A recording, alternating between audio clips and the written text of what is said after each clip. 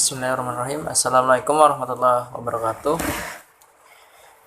Perkenalkan, nama saya Muhammad Alamsah dari Peternakan 2017. Halo sobat ternak. Ya, kali ini saya akan menjelaskan apa sih itu hewan ruminansia. Jadi, hewan ruminansia adalah hewan pemamah biak yang kita sebut hewan mamalia, yang cara memakan makanannya dilakukan secara 2 kali. Kemudian perlu teman-teman ketahui juga bahwa hewan ruminansia atau yang kita kenal hewan pemamah biak, yaitu contohnya seperti sapi, kerbau, kambing, domba, dan hewan ruminansia lainnya. Adapun itu, teman-teman perlu ketahui bahwa hewan-hewan tersebut memerlukan pakan. Ya, pakan itu sendiri yaitu pakan hijauan berupa pakan konsentrat yang dibutuhkan oleh ternak itu sendiri. Kita perlu mengetahui bahwa untuk menentukan kunci sukses dalam peternakan, yaitu ada 3. Yang pertama, makanan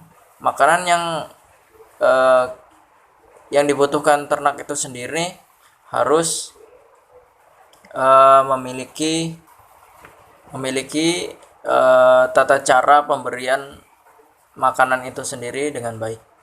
Kemudian ada produksi.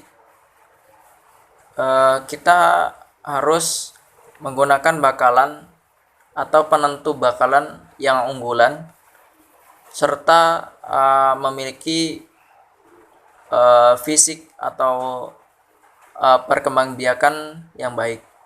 Kemudian yang ketiga yaitu manajemen.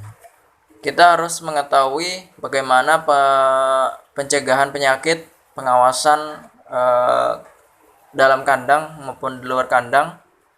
Kemudian bagaimana kita merawat ternak itu sendiri secara dengan benar.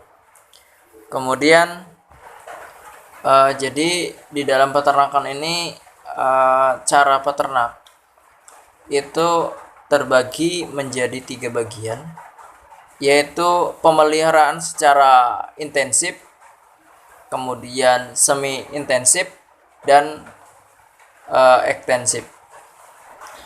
Jadi untuk sistem pemberian pakan pada ternak itu sendiri yaitu terdapat 3, yaitu pastura fattening, kemudian dry lot fattening, kemudian kombinasi pastura fattening dengan dry lot fattening. Kemudian kegiatan budidaya peternakan sapi ini sangat dibutuhkan untuk memenuhi kebutuhan swasembada di negeri kita. Jadi sistem budidaya ini memerlukan 3, yaitu kelompok, pembinaan, kemudian manajemen.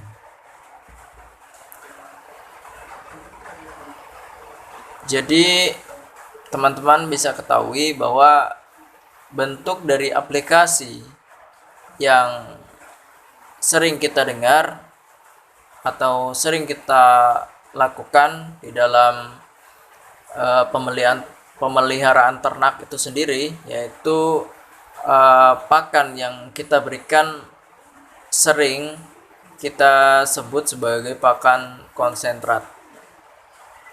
Dengan pemberian yang sangat mudah serta pembuatan secara mudah membuat para peternak lebih menghemat biaya pakan serta mampu menunjang kebutuhan ternak itu sendiri.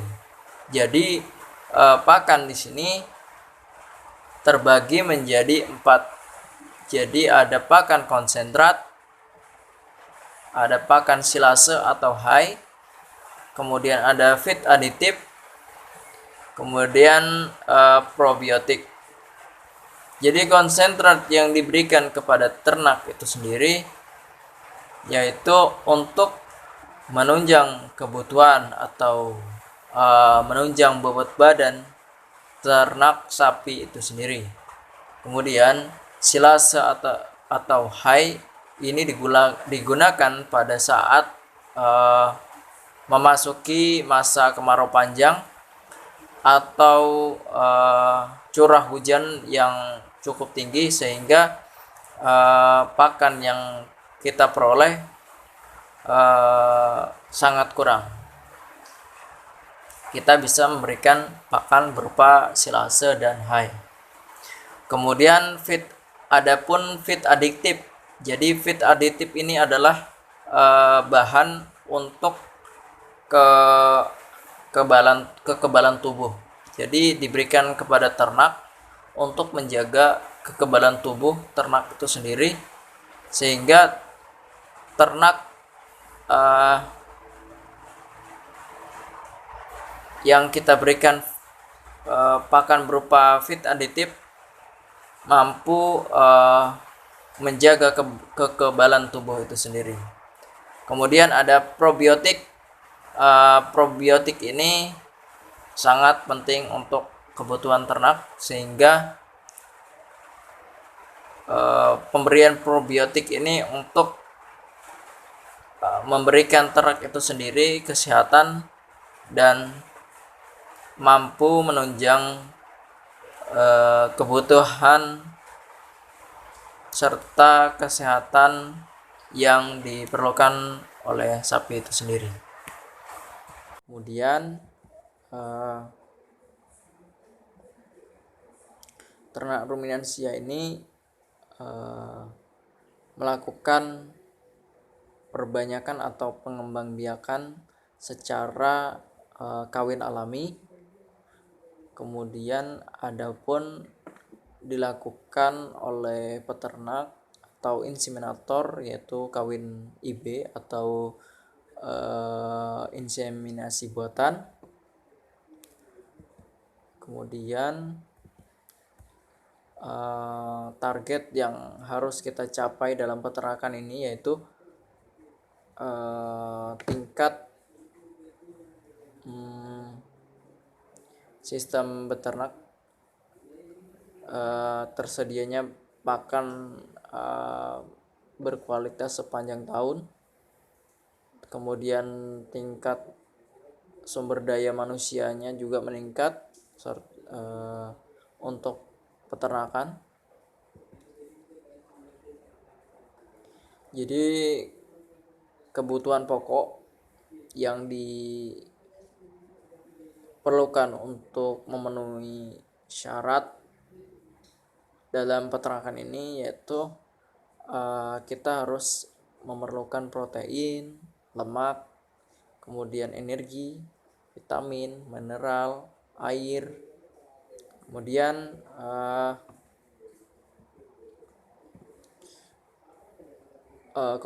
pakan konsentrat itu sendiri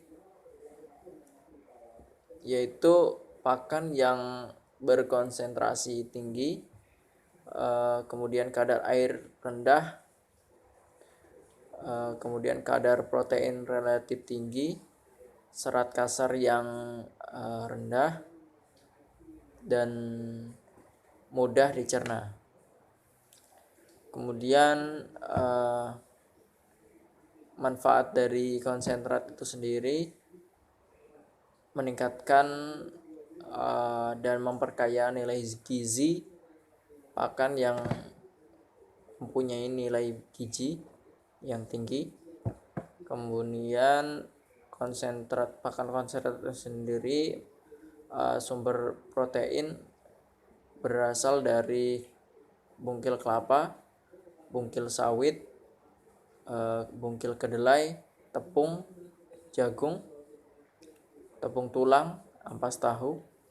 Kemudian untuk pakan konsentrat sumber energi yaitu diperoleh dari dedak padi, dedak gandum, onggok. Untuk mencapai tingkat atau bobot badan yang diperlukan oleh ternak sapi itu sendiri, kita bisa memaksimalkan dengan memberikan pakan dengan biaya murah tetapi memiliki nilai gizi yang sangat tinggi yang biasa kita jumpai yaitu seperti kacang-kacangan atau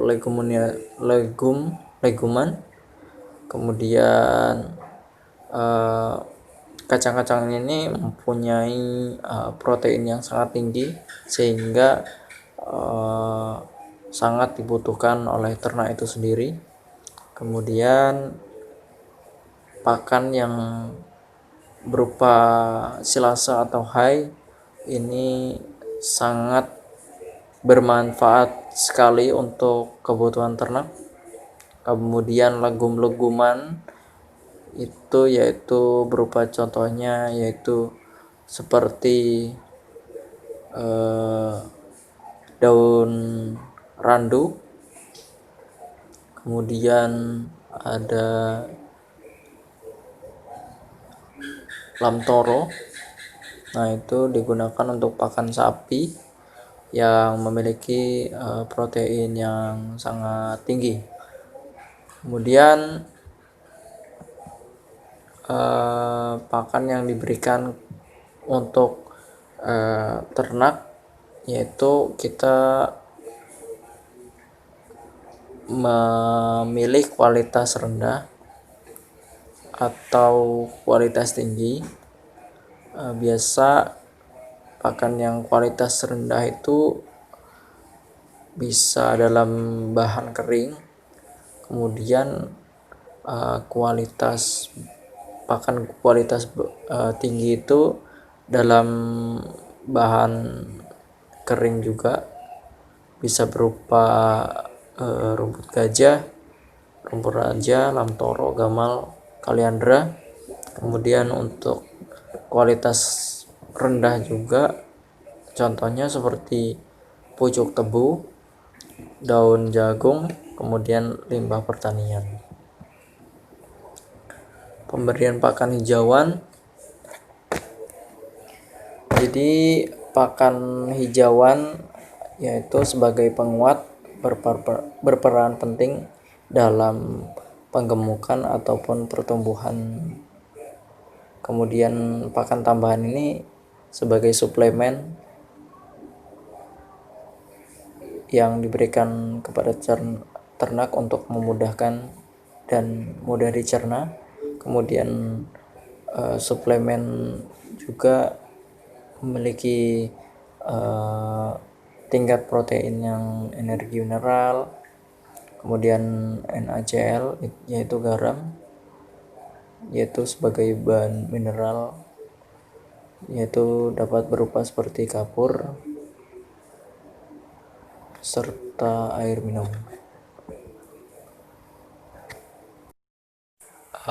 Mungkin sampai di sini dulu penjelasan saya, teman-teman. Kita tunggu video saya selanjutnya. Oke, terima kasih. Assalamualaikum warahmatullahi wabarakatuh.